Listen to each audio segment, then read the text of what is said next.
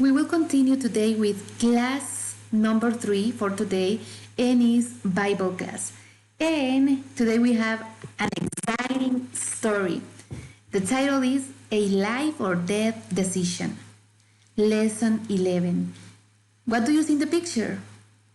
3 men, and behind them a lot of people being bowing down, okay?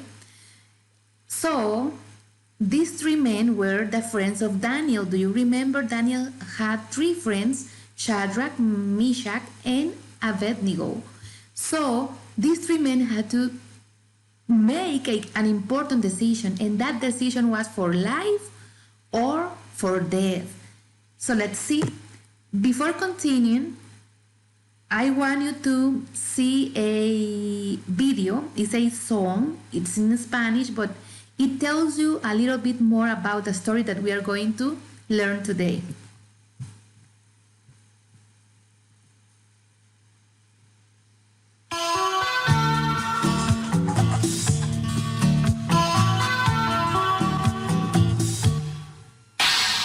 Tres amigos a nada tenían miedo, Sadrach, Mesach y Abednego. No adoramos al ídolo, dijeron Sadrach, Mesach y Abednego. Nabucodonosor al fuego los echó, estos hebreos morirán, pensó. Mas Dios los protegió hasta en el fuego a Sadrach, Mesach y Abednego.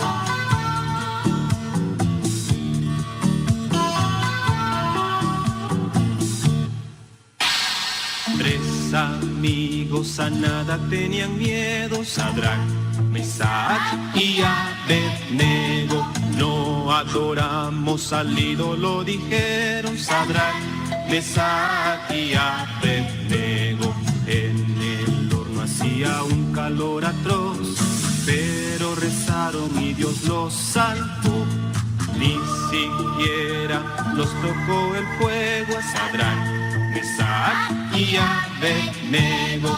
Ni siquiera los tocó el fuego a Sadrach, Mesach y Abednego.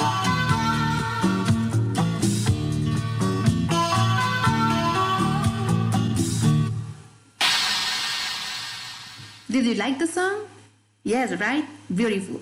So we are going to continue, and here we have the first 2 pages of our lesson. Pages 77 and 78. And as you saw in the song, this lesson is about the 3 friends of Daniel, Shadrach, Meshach, and Abednego. So these 3 men had to make an important decision. And what was that decision about? If you remember, last week we were, well, not last week, no, previous lessons before, we were studying about Daniel and the strange and weird dream that King Nebuchadnezzar had. Do you remember what was that dream about? A very weird statue made of different materials. Do you remember? And the head represented to Babylon. And Babylon was, the king of Babylon was King Nebuchadnezzar. But King Nebuchadnezzar didn't accept that the message that God had given to him through that dream was that his kingdom was going to disappear. And King Nebuchadnezzar didn't want to accept that. So he said, I'm going to construct a statue of myself, and that statue is going to be made of gold, completely of gold, not only the head. So because he was thinking that in that way he was going to make his kingdom eternal. But besides that, the king said to all people, when you listen to some musical instruments, immediately, it doesn't matter in the place where you are, you have to bow down and worship my statue. If you do not do that, you are going to be killed. You are going to be thrown into a furnace of fire. So that is the story about. And I want you to go to page 79. In 79 says that you have to read Daniel 3, but we are not going to read the entire chapter. We are going to read only some verses of this chapter. Nevertheless, before you to be able to answer this question that you have in this page, I want you to see a short movie that is like a summary about Daniel chapter 3. I already told you a little bit about that, but I want you to watch this short movie that summarizes what Daniel 3 says. God's people were captured and taken away to the country of Babylon. The king of that country was named Nebuchadnezzar. 3 young Israelites, Shadrach, Meshach, and Abednego, worked for King Nebuchadnezzar. But when the king wanted them to bow down and worship a golden idol he made, they wouldn't do it. We can't. Let's go. So the king called for Shadrach, Meshach, and Abednego. Is it true that you did not worship the golden statue I have set up? I will give you a second chance to bow down and worship, or no God will be able to save you from my power. Nebuchadnezzar, you certainly have the power to throw us into the furnace. And our God has the power to save us. But even if he doesn't, we will not worship your statue. The king was furious and told his soldiers to heat the furnace 7 times hotter than usual.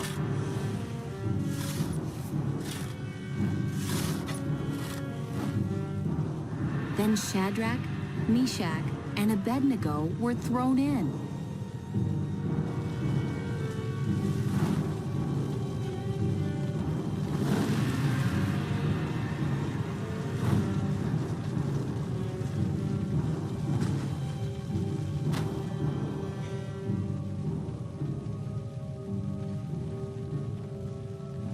But guess what happened? The men in the furnace didn't burn up. God sent someone to protect them in the furnace.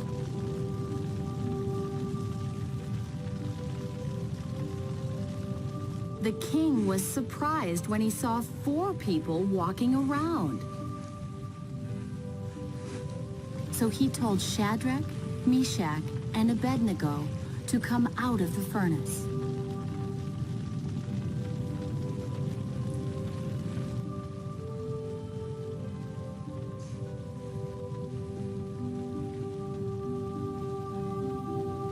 And the king made a new law. No one would be allowed to say anything bad about the God of Israel.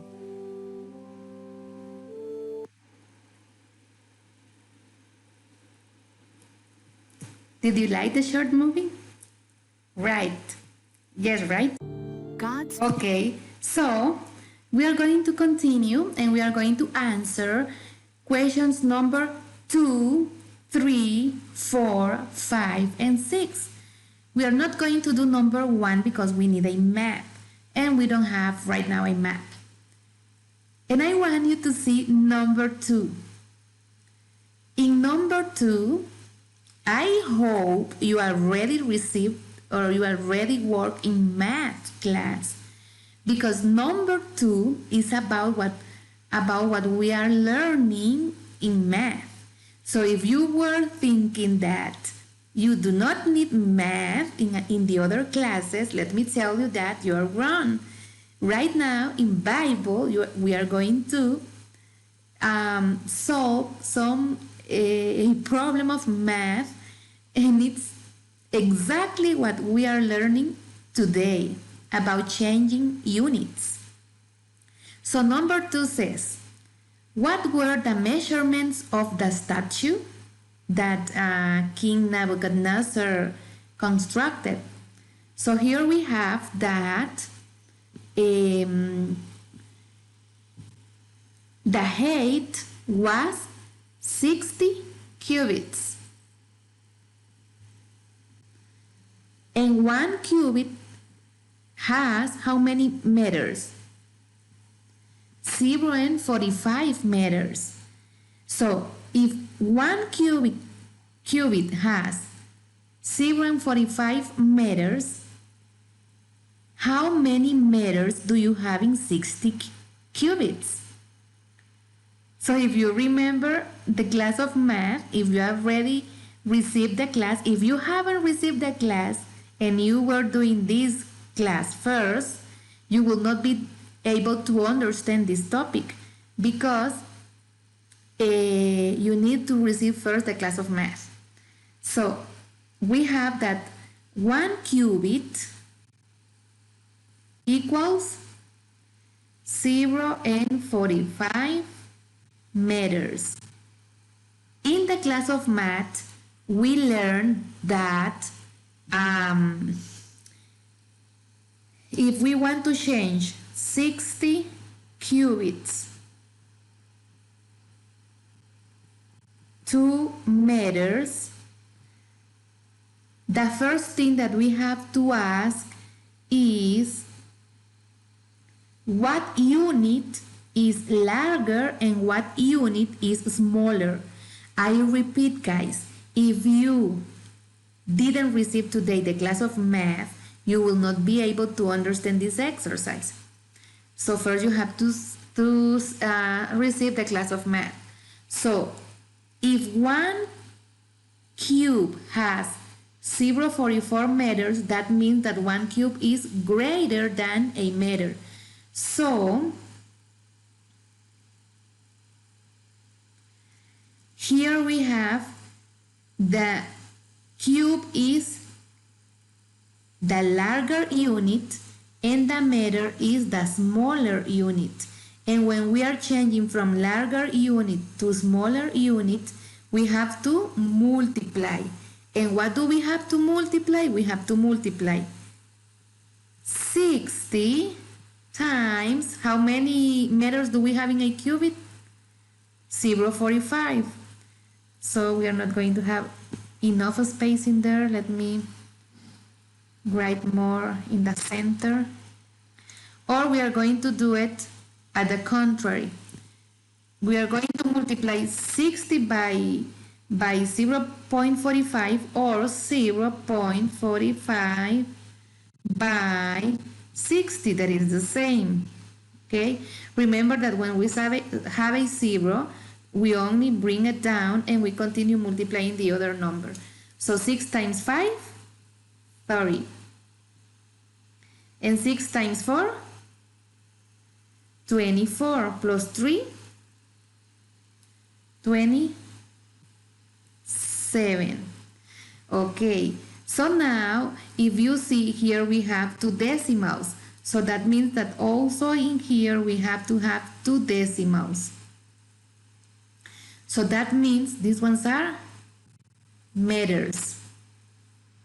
That means that the statue we're measuring 27,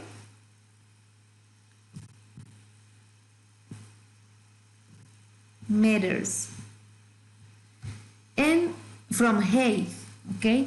And then we have that the statue had 6 cubits wide.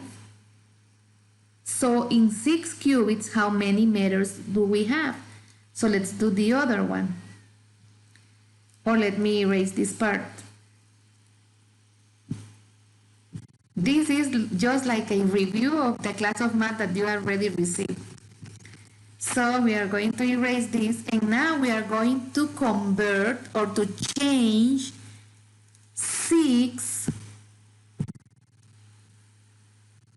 cubits. We have to change them into meters.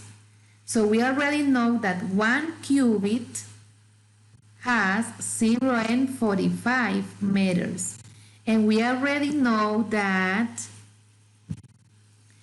cubits are larger and meters are smaller. So when we are changing from a larger unit to a smaller unit, we have to multiply. So we have to multiply 6 times 0 and 45, or 0 and 45 times 6, that is the same. 6 times 5, 30. 6 times 4, 24 plus 3, 27. Here we have 2 decimals, so in here also we have to have 2 decimals. So in here we have that 6 cubits equals 270 meters. These ones are meters. So I want you also to answer here 270 meters. Okay? So this lesson just fit perfectly with the content that we are learning in math today. So let's continue answering the questions. Just let me erase this part of here because we are going to need it.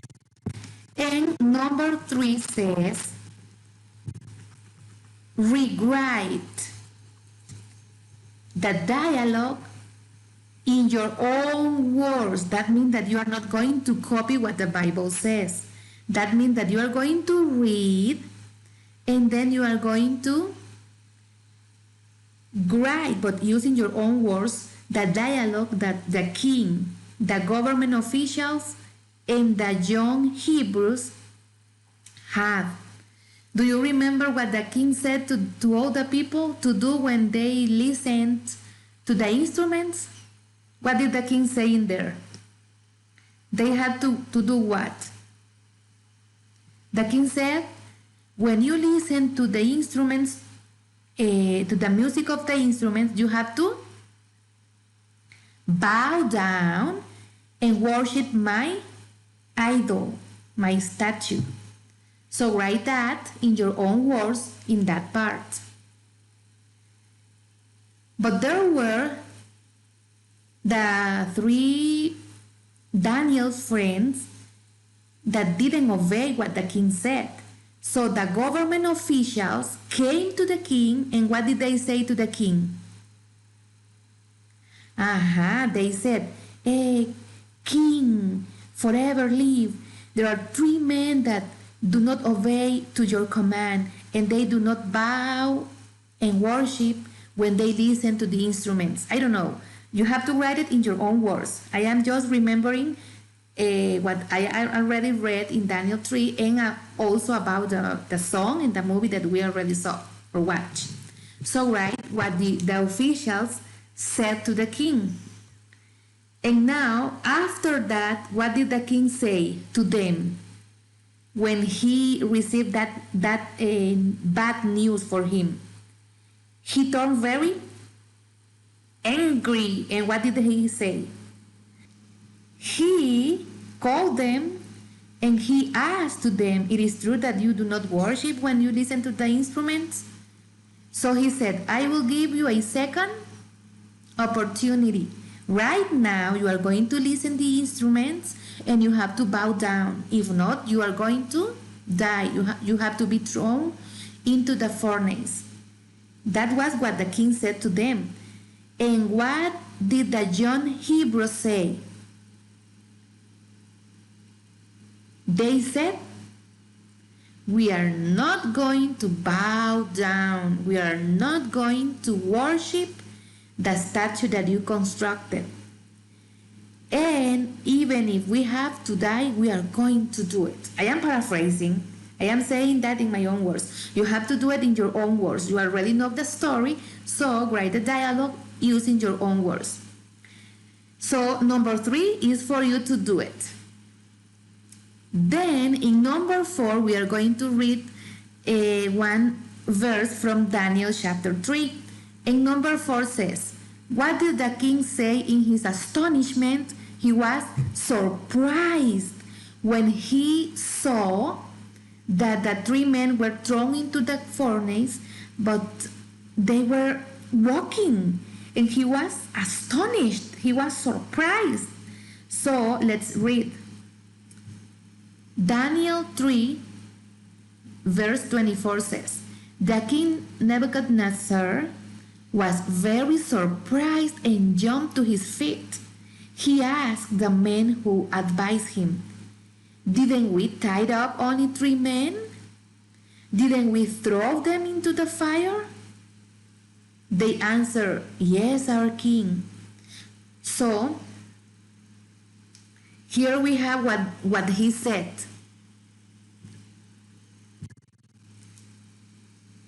Didn't we tie up only 3 men? Didn't we throw them into the fire? Why was he saying that? But like being astonished and surprised. Because he knew that he threw into the furnace only 3 men, but he was looking for men. He was seeing 4 men in the furnace. That was why he was astonished. So in number 5 says, who was the 4th person? So for answering number 5, we are going to read verse number 25. The king said, look, I see 4 men. They are walking around in the fire. They are not tied up and they are not burned. The 4th man looks like a son of God. So who was the 4th person? It was a man that looked like a son of God. So let's answer that in number 5. And for number 6, we are going to read question number 6 and says, what were the results of the sacrifice of Hananiah, Mishael, and Azariah? These ones were the real names. Remember that they received the other names, Shadrach, Meshach, and Abednego, when they came to Babylon. But the one that we have in there, in number 6, are the real names of them. So what was the result when they decided not to obey the king? And what was the result when the king saw that they were not born in the furnace? So let's read what Daniel 3 verse 28 says. Then Nebuchadnezzar said, praise the God of Shadrach, Meshach, and Abednego. Their God has sent his angel and saved his servants from the fire. If we're reading here, it says, praise the God of Shadrach. That means that he was recognizing that God is the only God that every people has to pray. So let's write recognition. Recognition. And the other one is, let's read verse 30. The king promoted Shadrach, Meshach, and Abednego in the area of Babylon. So, besides recognition of the true God, Shadrach, Meshach, and Abednego received prosperity. So we are going to write in here prosperity. Okay, if you saw, guys, I already helped you with all the questions. The only thing that you have to do is to be attentive to my explanation and to answer them, okay? So let's continue with the other part. We are going to continue always in page 79, but in down, 79 down in the other part. So in number 1 says, what is the most remarkable thing about the story in Daniel 3? Reorder the letters to spell the words correctly. In here you have a set of words. All these words, they are in a wrong order. So you have to reorder them in the way that you have to form a phrase. And that phrase is the most important part of this story. And I will help you. I will not leave this one for you alone. I will help you with some of the words. So what we are going to do is the following. I will give you one letter, one word done by me, and another one done by you, and so on. So in this first, what word can you form with this one that is in disorder in here? What word can you form in there? Okay, I will give it to you. Day. Day. So this one you have to do it by yourself. Day what? I will give you this one. What word can we form with those letters? Willing or able. They, willing, this is for you, and it's easy because it's in this order. So what is the correct order? I will give you this. What word can you form from that? Give. Another easy for you.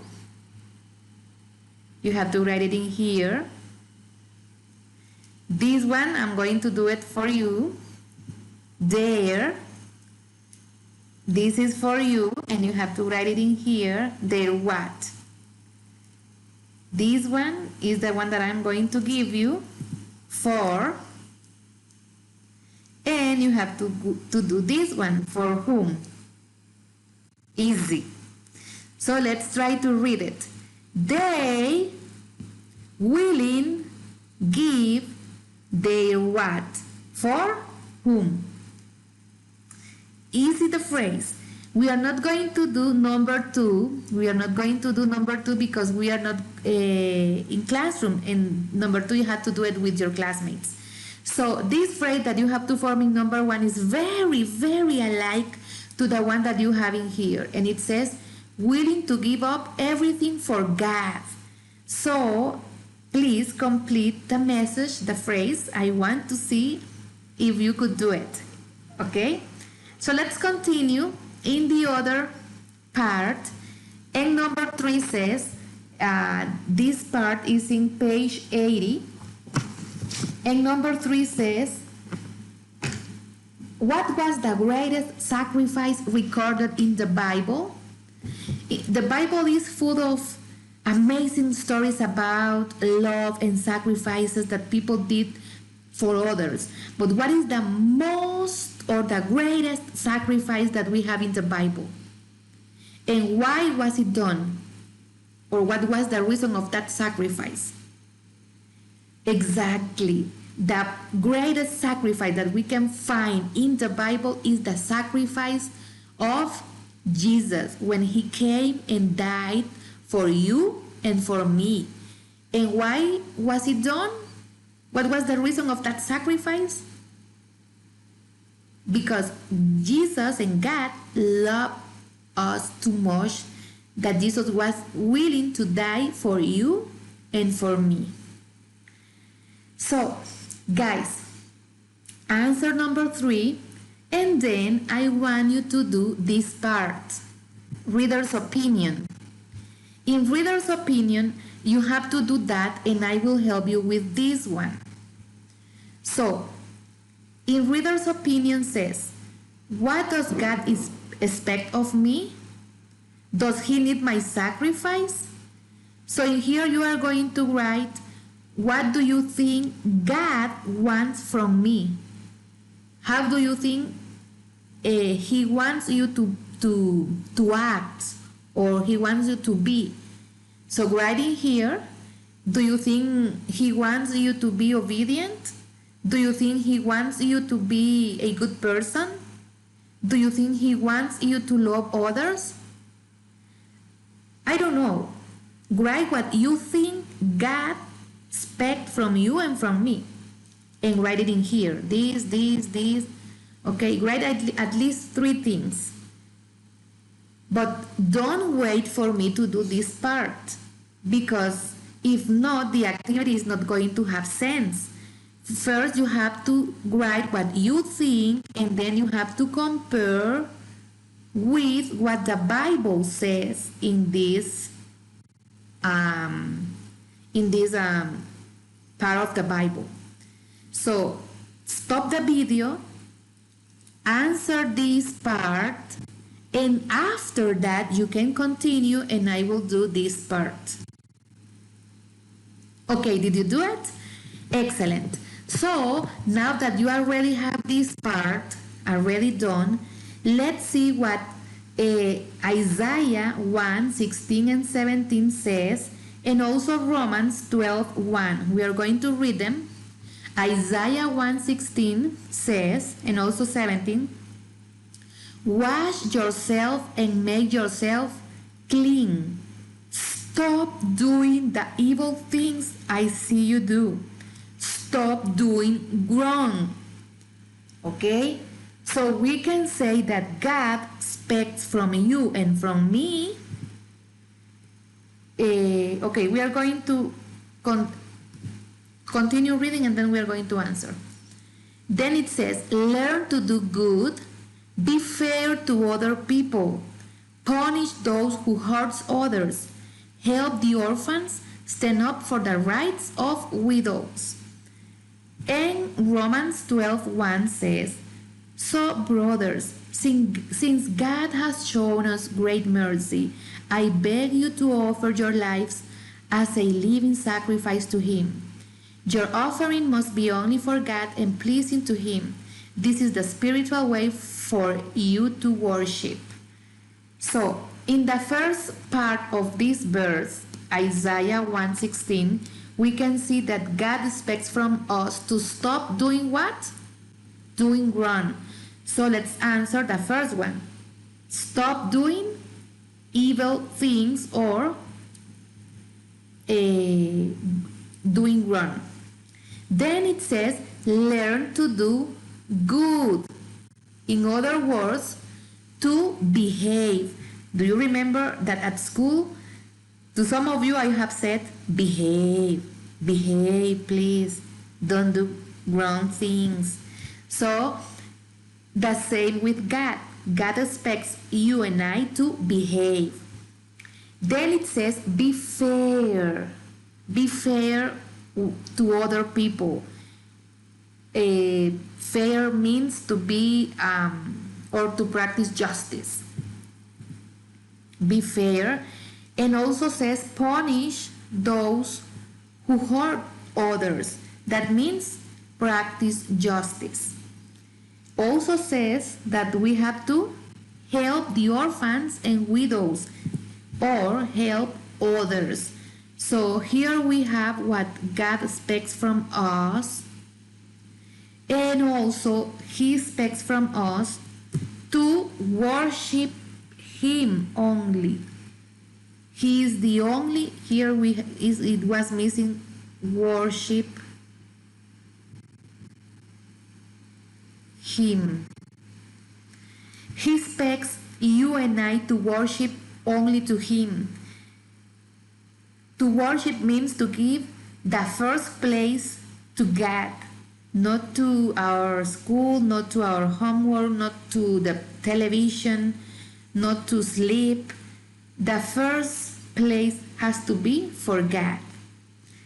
Okay guys, I already helped you with this part. Let's continue. And now I want you to highlight the memory verse. And the memory verse says, sacrifice thank offering to God, fulfill your vows to the Most High, and call on me in the day of trouble, and I will deliver you and you will honor me. Psalm 50, 14 and 15. In this memory verse, guys, we find that, or God is saying that if you worship Him, if you give thanks to Him, and if you are loyal to Him, like the three friends of Daniel, He says that He is going to help you when you be in troubles or in problems. And it says, I will deliver you. That is a promise that He is doing to you. So we have to trust in the promises of God. And He says, I will deliver you. I will take you out from that problem that you are passing through. So, but that is if you are loyal to Him, if you place Him in first place in your life. And in here, you have an activity that is very interesting. And what you are going to do, you are going to write in here names of people that are important for you or things. So here you have 1, 2, 3, 4, 5, 6, 7, 8, 9, 10. Write 10 names of people that are important for you, or you can mix them. You can write people and also things.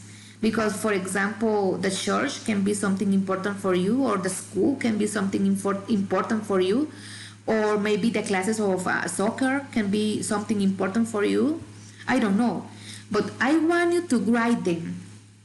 The most important people for you or things for you. And when you finish writing them, for example, if you wrote by here a mom, or if you wrote by here sister, and so on, you have to fill all the 10 names of people or things that are important for you. After that, you are going to say, okay, from these 10 people and things, which one is the one that has the first place in my life? Maybe you have your mom, your dad, your sister, your brother, your uncle, your friend, your teacher. I don't know. So you are going to write and you are going to say, okay, my mom has the second place in my life. My sister, the 5th place in my life, and so on. So you have to give to one of them, to all of them, from 1 to 10. 1 is the most important. Who has the second place? Who has the 3rd, the 4th, the 5th? Okay. So do it, and when you do it, you have to think about. And I will ask you. In your list, is your mom? Is your dad? Is in your list your studies? Your sister and brothers? Your family? Your friends? Your neighbors? And what about God? Is God in your list of the most important things or people for you?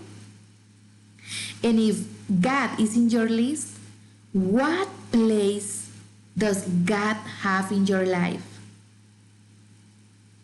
Does He have the first place? It has to be like that. And hopefully, I hope that you did it like that.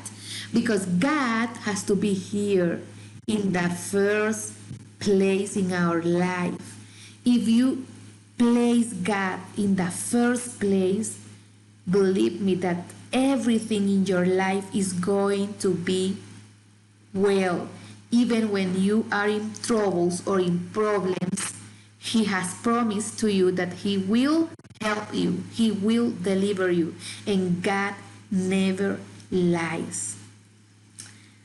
Okay, guys, let's continue.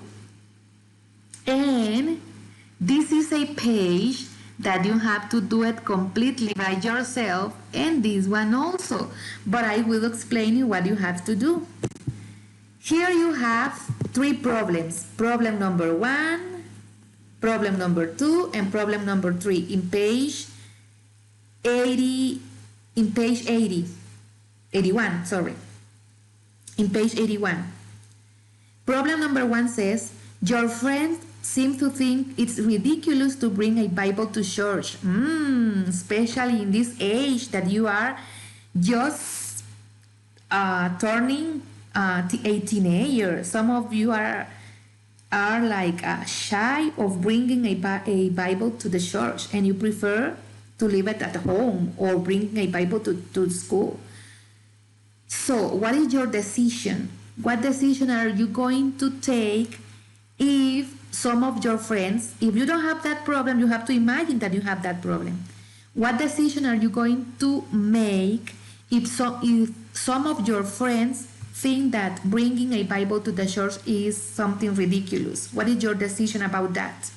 So write it in here, okay? Problem number 2. You go to eat at a restaurant with your sister. She says it's embarrassing to pray in public. You know that we have to pray to give thanks to the Lord before eating, okay? So, but if you go to a restaurant, do you do it? Or you say, oh no, oh my goodness, everyone is going to look at me and is going to say, oh, what ridiculous thing she's doing or he's doing. What is going to be your decision? Are you going to pray even in a public place? So write your decision here. And in problem number 3 says, you went camping. No, we were not camping. Okay, you were camping and it's bedtime. Nobody kneels down to pray. So you know that when we are going to pray, we have to kneel and to pray. But no one in this problem, no one is doing that. So what you are going to do? What is your decision? Are you going to follow the others, or are you going to do what you know that is right to do? So write your decision in here, okay? And in here, guys, you already know what this little sheet of paper means. That means that you have to talk to God.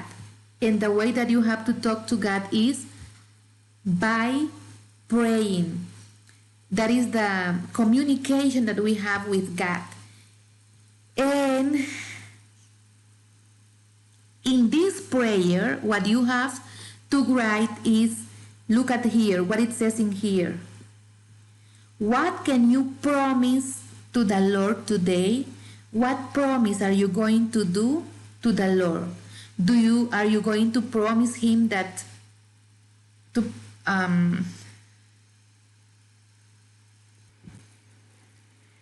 are you going to promise him that you are going to behave? Are you going to promise him that you are going to be loyal to him, or that he is going to be the first in your life? I don't know. Think about a promise that you can make to the Lord and write your promise in here in the way of a prayer, okay? So you can say something like, dear God, I promise to you to do this, and this, okay?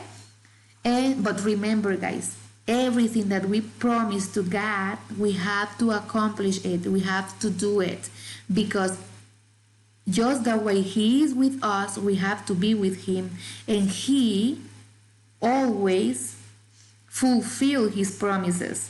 He makes a reality his promises. So in here, in this page, what you have to do in page 83, if you saw, we didn't do page 82. Don't work in page 82, okay?